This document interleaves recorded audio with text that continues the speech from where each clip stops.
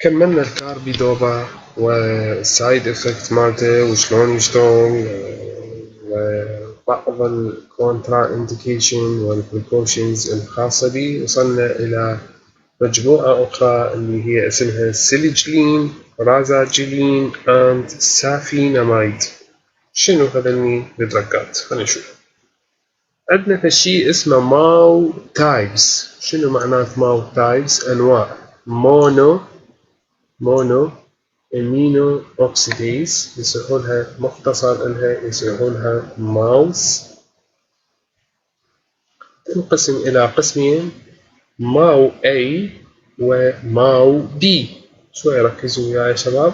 ماو A وماو B.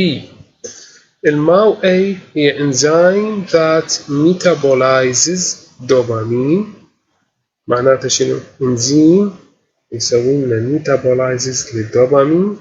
والماو بي enzymes metabolizes norepinephrine and serotonin.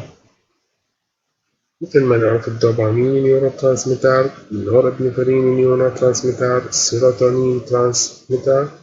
اكو انزيمات شنو؟ انزيمات تهضم هذول النيورو ترانسميشن ترانسميترز سوري،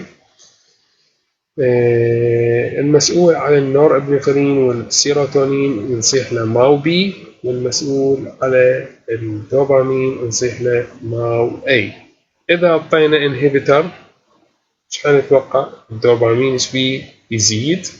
وهنا اذا نعطينا انهبيتر هاي النور ابنفرين يزيد. يهمنا هسه النور ابنفرين والدوبامين.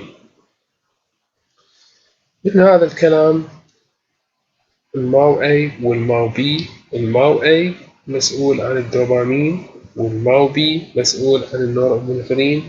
إلما نحتاج بالباركنسونز ديزيز نحتاج ماو A لو ماو B.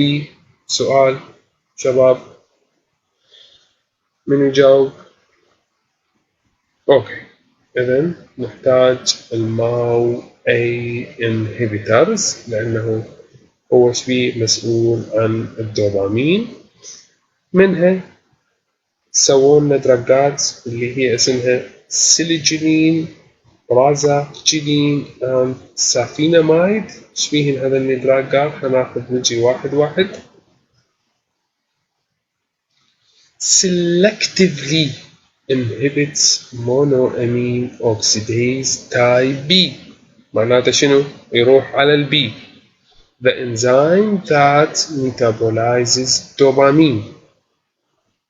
It does not inhibit MAO-A اللي هو مسؤول عن النور ابنفرين والسيروتونين unless give above recommended doses where it loses its selectivity. By decreasing the metabolism of dopamine, قللنا الميتابوليزم of dopamine, Selective increases dopamine levels in the brain. الدوبامين عادة بواسطة هذا الإنزيم ماو بي تحول إلى ميتابولايت. إحنا إذا ضبطنا هاي العملية الدوبامين إيش بيه؟ هيصير بيه increased. شو وقت يزيد؟ إذا أعطينا سيلجلين.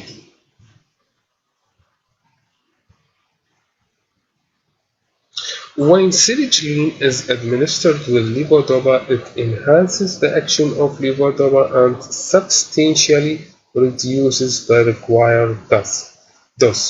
يعني معناته شنو؟ معناته إذا أعطينا سيلجلين ويا السناميت اللي هو بيه ليفودوبا حنقلل الجرعة مال الليفودوبا اللي نحتاجها.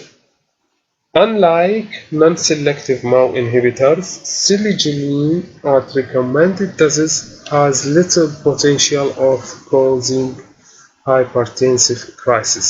ليش له تأثير قليل؟ لأنه مثل ما قلنا إنه هو selective للماو يا ماو. راجعوها.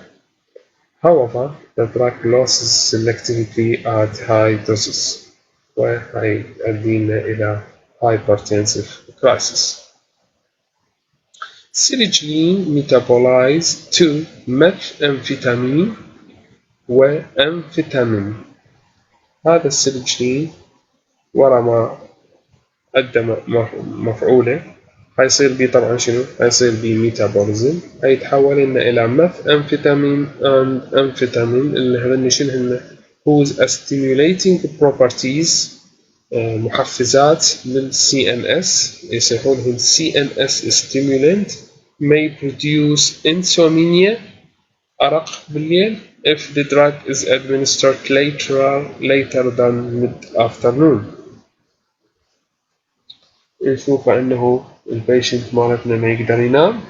ليش؟ لأنه ماخذ السيليكلين، وهذا السيليكلين حيتكون لنا الميثامفيتامين وحيتكون لنا شنو؟ الأمفيتامين اللي هم شنو؟ CNS stimulant. الدواء الثاني اللي هو روزاجيلين irreversible. شنو معناته irreversible؟ يعني معناته يتشلب بالمكان ومو بسهولة ينفصل، يصيحوا له irreversible and selective يروح على شيء معين inhibitor of brain mao type B. إذن has 5 times the potency of selective and 5 أضعاف فعالية السيليكلين. Unlike selective, rosagiline is not metabolized to amphetamine-like substance. شنو نستفاد من هاي السالفة؟ إنه ما حيتكون لنا أمفيتامين، معناته شنو؟ ما عندنا CNS stimulant effect، معناته شنو؟ ما حيصير عندنا insomnia. الدواء الأخير بهذا الجروب اللي هو السافيناميد أو سافيناميدم مرات يصحونه also a selective inhibitor of MAO type B indicated for use as an adjunct to levodopa carbidopa. جروب آخر يصحونها COMT inhibitors. إذا أخذنا الجروب الأول اللي هو مادة تشبه الدوبامين. الجروب الثاني اسمها بالتريتمنت احنا بدنا نحكي على العلاج of Parkinson's disease. اخذنا الماو انهبيتر وقلنا ياهو اللي يفيدنا بالديزيز ماو A or ماو تايب B. هذا لازم تركزون على الموضوع. وعندنا المثبطات الأخرى اللي تستخدم بالباركنسونيزم اللي هي سوري اللي هي شنو؟ اللي هي اسمها كونت inhibitors. من جاية هاي الكونت؟ جاية من كاتيكول أو مثل ترانسفريز inhibitors. خلينا نجي نفتهم شلون تشتغل هاي الكونت inhibitor. عندنا دراج ليفودوبا يصير بيه ميثيليشن بواسطة الكونت، هيتحول إلى 3O مثل دوبا. هذا عادة وين يصير؟ يصير بالبريفري. is a minor pathway for levodopa metabolism. هذا المسار هو مسار ثانوي مو مسار أساسي في عملية الميتابوليزم of levodopa، ولكن but when peripheral dopamine decarboxylase activity is inhibited by carbidopa. احنا مثل ما ندري الليفودوبا دا نعطي وياه شنو؟ كاربيدوبا. هذا حيؤدي لنا إلى شنو؟ a significant concentration of 3O methyl dopa اللي هو هذا is formed that competes with levodopa for active transport into the CNS. هذا شبيه حيتكون بصورة كبيرة، وهذا حينافس الليفودوبا على الدخول إلى السنترال نيرفس سيستم. معناته حيقل الليفودوبا الداخل إلى السنترال نيرفس سيستم. So we need COMT inhibitors drugs. اللي هن إيتان كابون and تول كابون. إيتان كابون وتول كابون هذا اللي هن كونت inhibitors. مثل ما ندري احنا عملية الميثيليشن حنضبطها بواسطة شنو؟ بواسطة الإنتاكابون والتول كابون. بالنتيجة المثل دوبا هذا شبيه حنضبط عملية تكوينه. الليفودوبا حيزداد وهذا حيؤدي لنا إلى much of levodopa entry to the CNS, increased central uptake of levodopa, and greater concentration of brain dopamine. Pharmacokinetics مال هذين drugs. Oral absorption of both drugs occurs readily and is not influenced by food. ما تتأثر بالطعام. Extensively bound to plasma albumin with a limited volume of distribution. Torcapone has a relatively long duration of action compared to entacapone, which requires more frequent dosing. Torcapone relatively long duration of action and added side effect or adverse effects. Both drugs exhibit adverse effects that observed in patients taking levodopa, carbidopa, including diarrhea, postural hypotension, nausea, anorexia، فقدان الشهية. ممكن أنه يسوي لنا ديسكاينيزياز، وممكن أنه يسوي لنا شنو hallucination الهلوسة، وأيضا ممكن أنه يكون لنا شنو sleep disorders.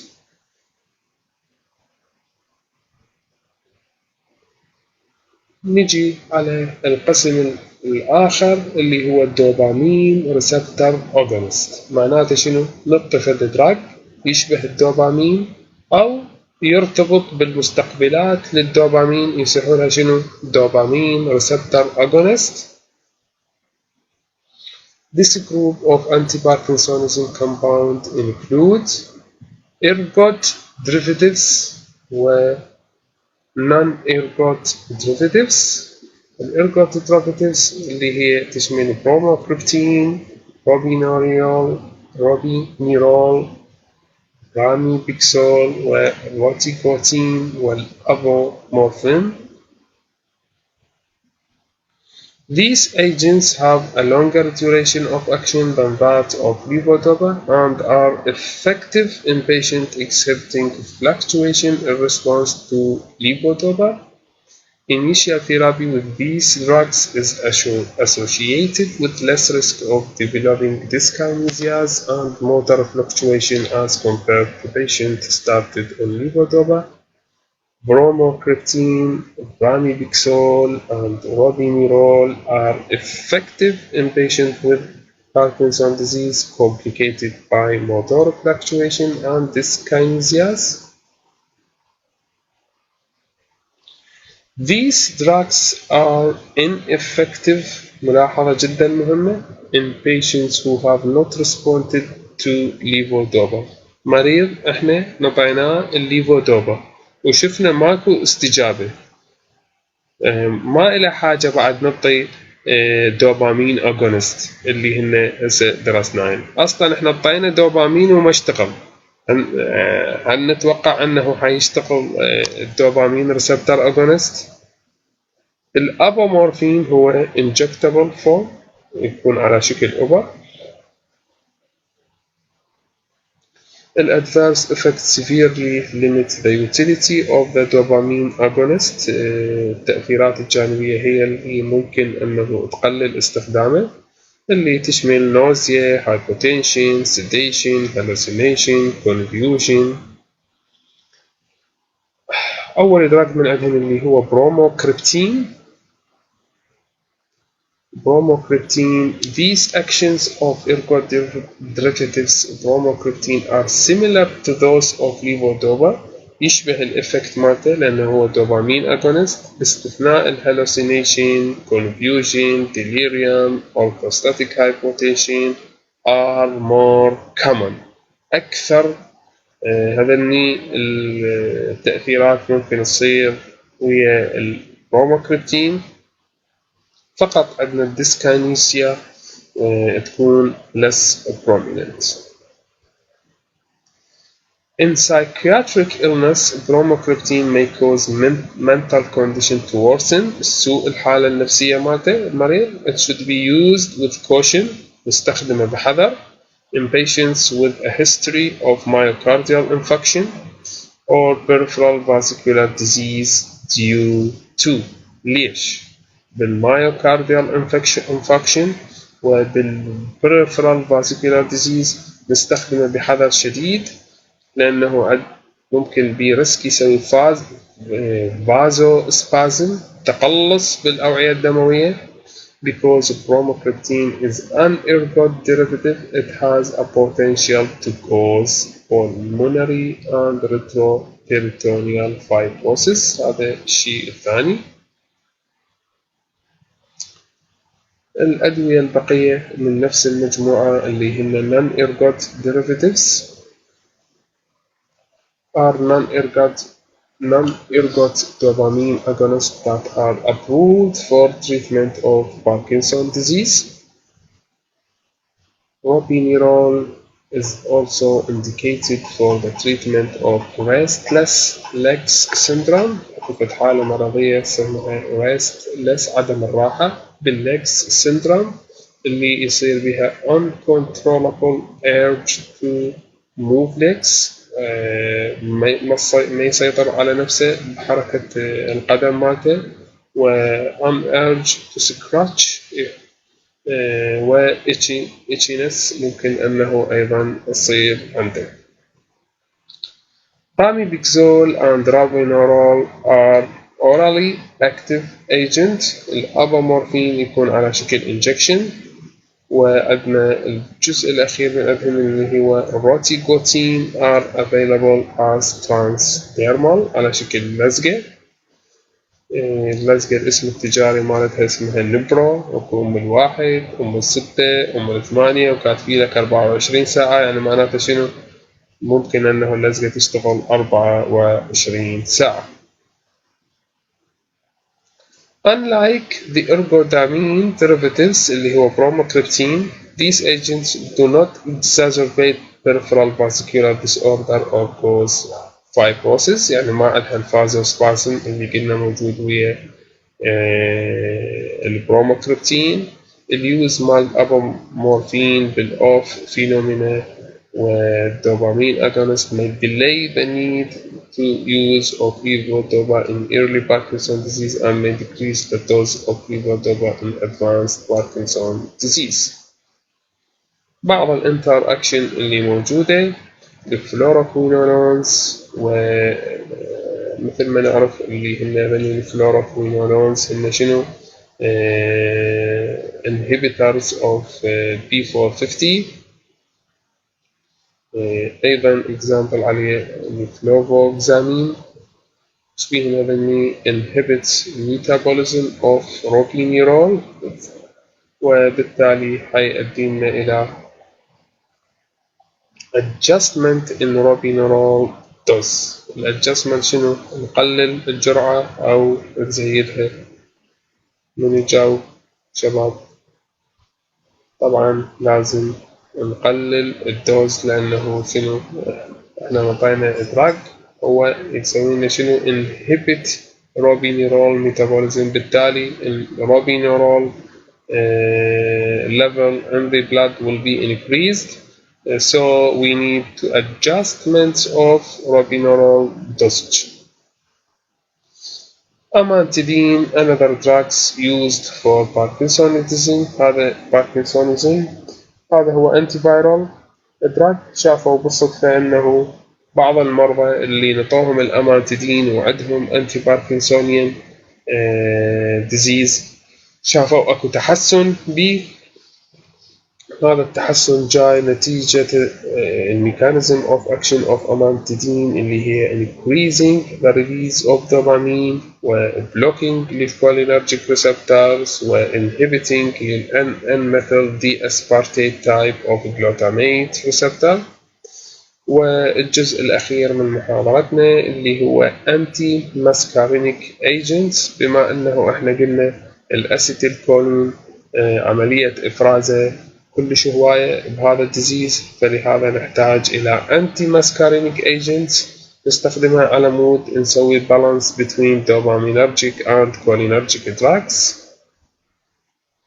example عليه البنزيتروبين والترايهكسفيريديل similar بالأكشن هن اثنين antimuscarinic agent، ولكن شافوا بعض المرضى يتحسنون على البنزيتروبين وبعض الآخر يتحسن على الترايهكسفينيديل، يعني أكو patient variation. The blocking of cholinergic transmission مثل ما نعرف produces effects similar to the augmentation of dopaminergic transmission since it helps to correct the imbalance، لأنه هيصلح الامبالانس مالتنا. احنا مثل ما نعرف احنا عندنا الكولينرجيك دي ينفرز اسيتيل كولين ينفرز هواية، وهذا يروح يحفز لنا شنو؟ يحفز لنا هاي الأعصاب. إذا سدينا هذا الطريق بواسطة الماسكارينيك ايجنت هاي تتحسن حالة المريض. أيضا هذا الدراج هم بي سايد افكت اللي هي mood changes and confusion إرباك، زيرو ستونيا فد حالة عادة تكون موجودة اللي هو جفاف بالشفة، و constipation difficulty in evacuation حيصير in some patients taking antimuscarinic agents، and visual problems typical of muscarinic blockers مثل ما ندري انه ممكن انه بأثر على العين ونشوف اكو عندنا فد مشاكل. they interfere with gastrointestinal peristalsis تأثر لنا على حركة المعدة، و contraindicated in patient with glaucoma ارتفاع ضغط العين، وبالبروستاتيك hyperplasia بالبروستات معناته، والباي أيضا كونترا إنديكيشن بالبايلوريك ستينوسيس إذا كان عندنا تضيق. هذا هو البايلوريك ستينوسيس، هنا أكو تضيق بالفتحة هنا، فهذا الدراج مالتنا فيه كونترا إنديكيتد. drugs used in Alzheimer disease إن شاء الله هذه عليكم لازم تقروها وتفتهموها، ولكن تركزون بالدرجة الأولى على الدراجز اللي هي تستخدم بالأنتي باركنسونيزم ديزيز. إن شاء الله تكونوا استفادتم من المحاضرة، ونشوفكم في المحاضرات الجاية.